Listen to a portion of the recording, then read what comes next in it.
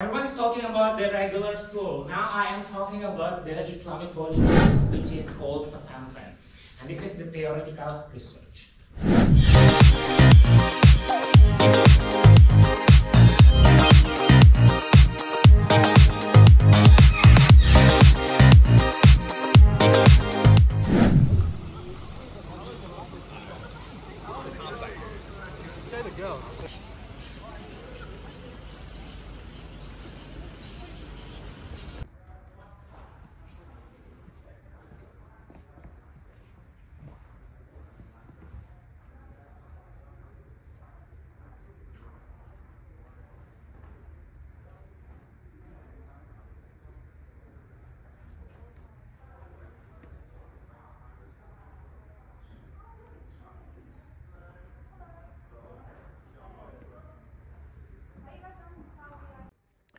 Hello, good morning.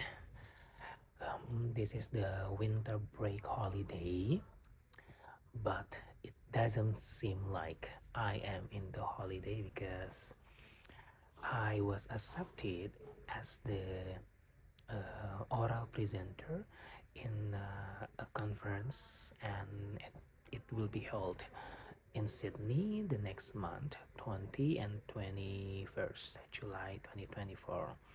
So this is the first time for me to join the conference and accepted as the presenter. So this holiday will be like different. So my friends went home to my home country, and also my other friends just have the holiday for at least 1 month for the winter holiday.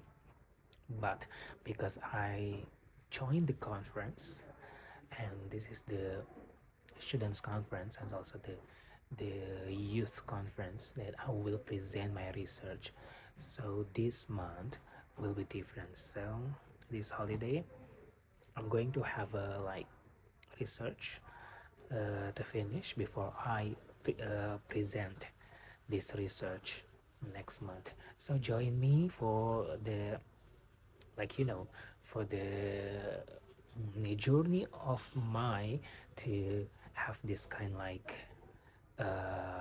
experience that I have never had before.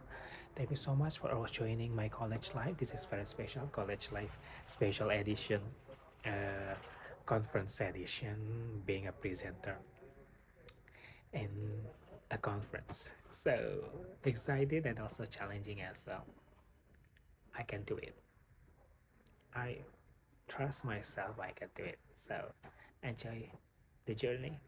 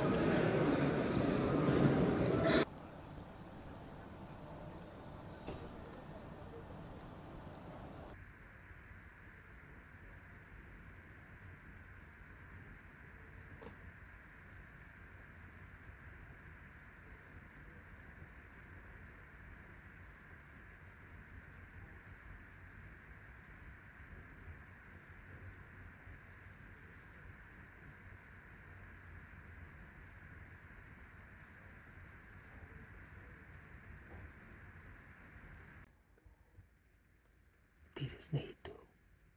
I am in a quiet area. I am in a rush to finish the paper to be submitted to the conference. But you know what? I'm so excited to face the conference in next 2 weeks. I just have only 3 weeks to finish the paper and to be the presenters of the conference. Let's go.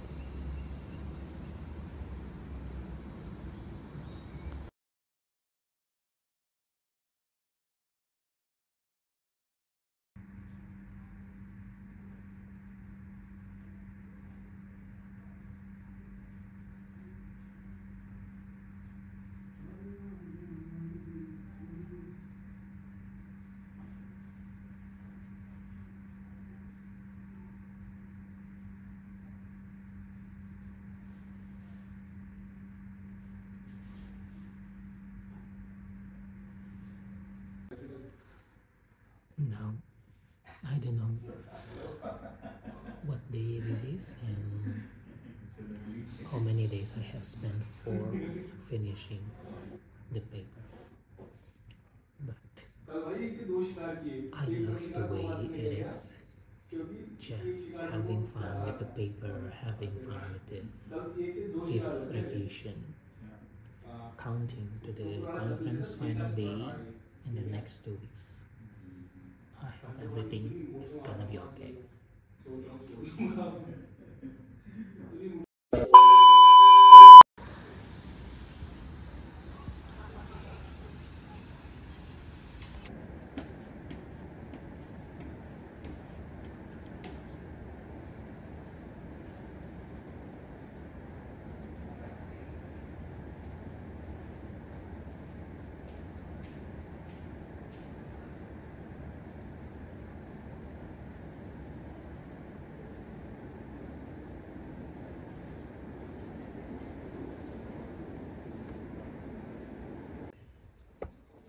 Another day, another making papers.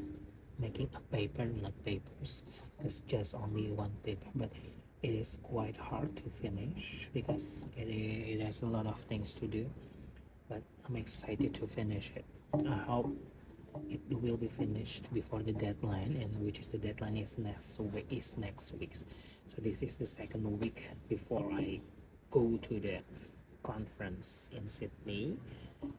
Oh, a lot of efforts, a lot of spirits with this cold winter.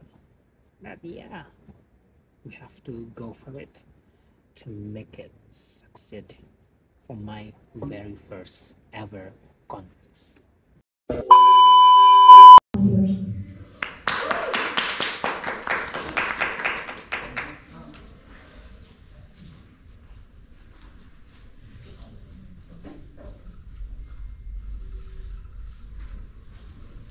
Ya, bismillahirrahmanirrahim. Assalamualaikum warahmatullahi wabarakatuh. Waalaikumsalam. Hey, thank you so much for being here today in the conference. And my name is Cecep Hasanuddin. I'm from the Faculty of Education, Monash University. And I am super excited to share my very first conference called The Effects of Non-Cognitive Activities on Student Personal Development in Islamic Boarding School Indonesia. And I want to show you my conceptual idea, as my Nindya sent earlier. It's all about non-cognitive activities. And my context is... All right.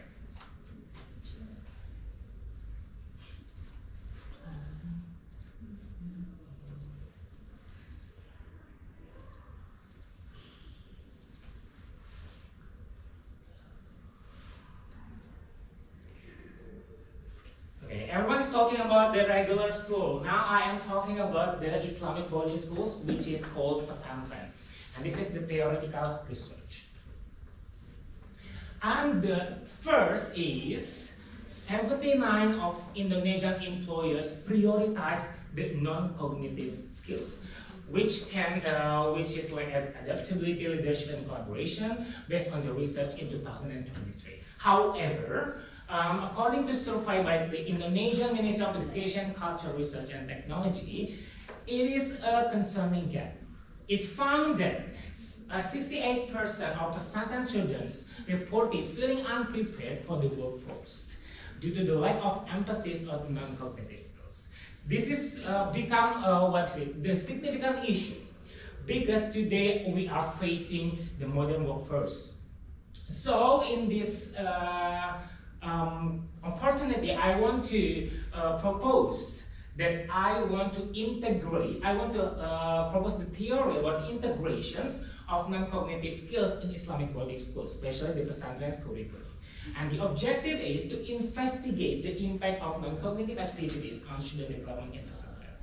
Now I am focusing on integrating non-cognitive activities in pesantren's curriculum in this research.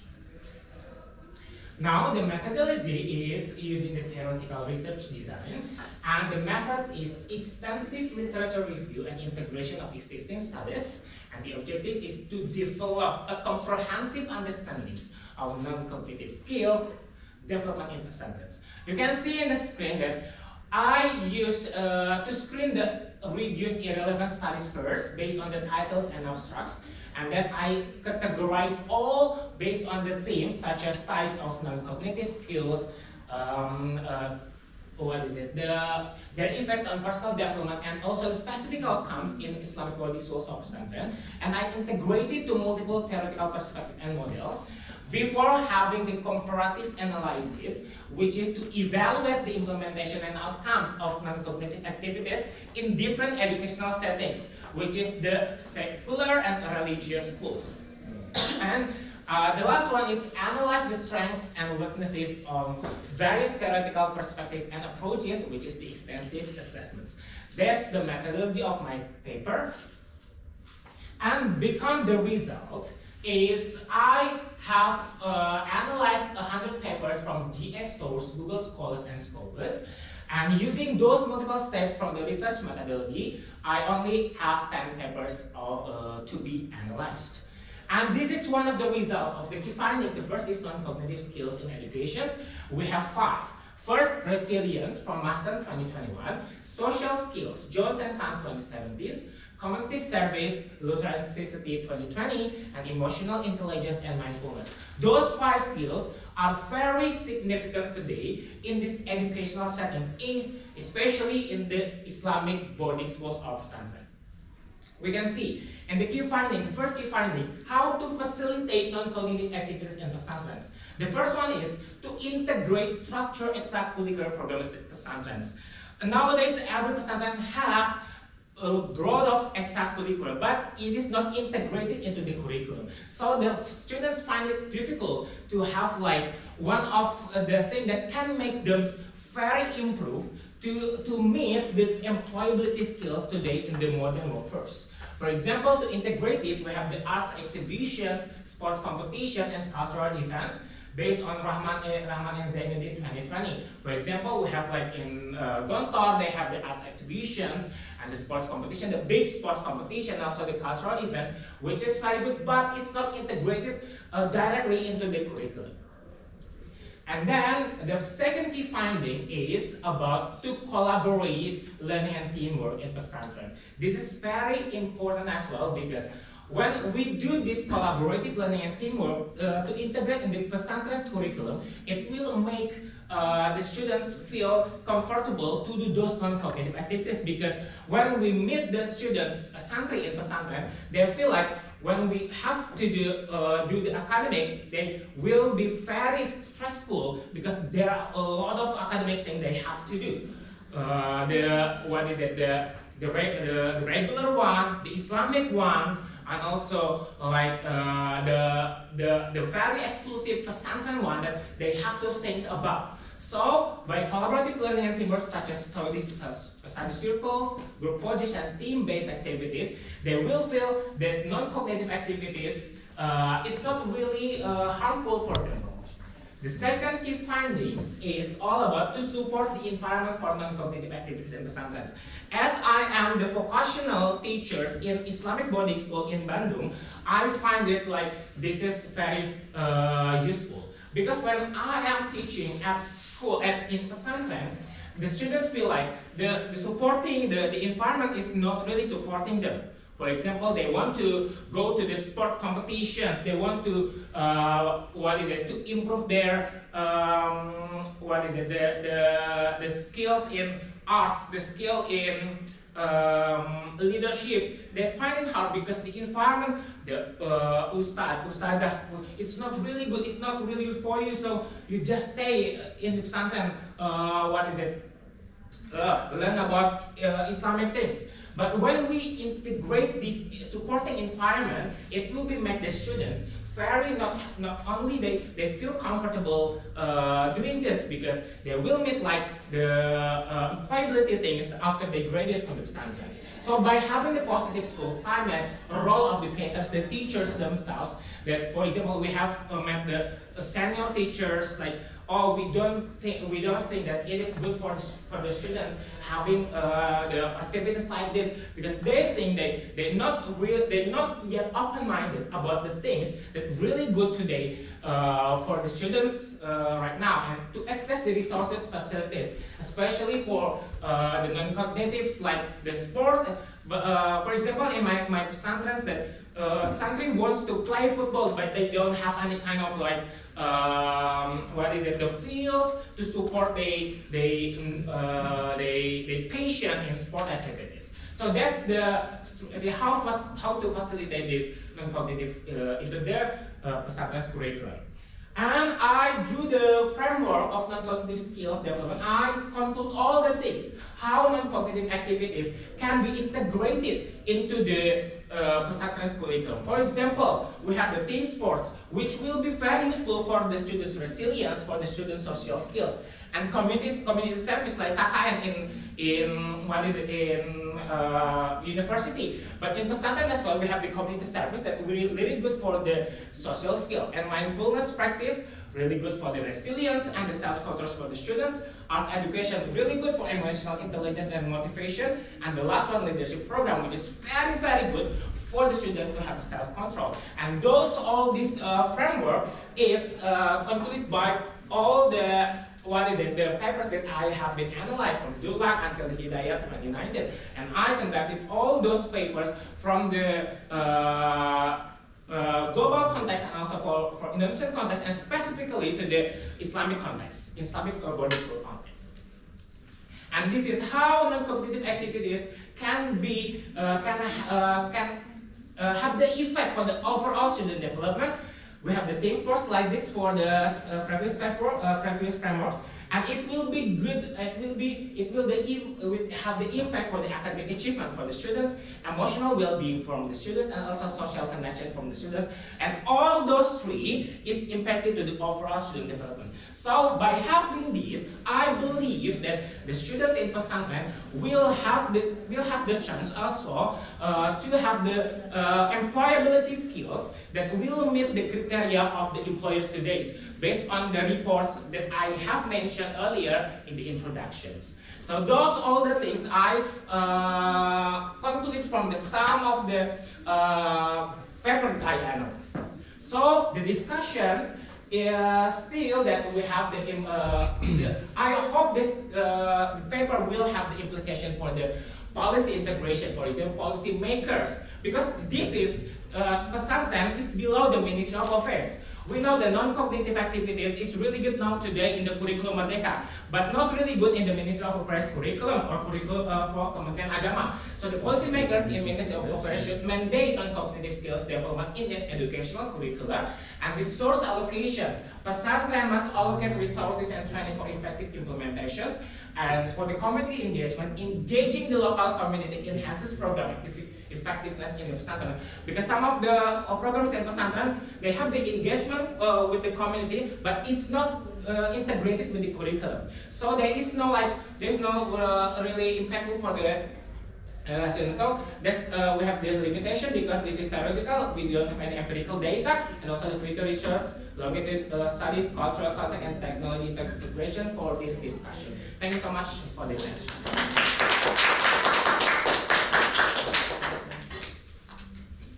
Is there any question? First, just the ladies. yes, please. Okay, so I'm actually interested in this non-cognitive activities because it actually resembles social emotional learning.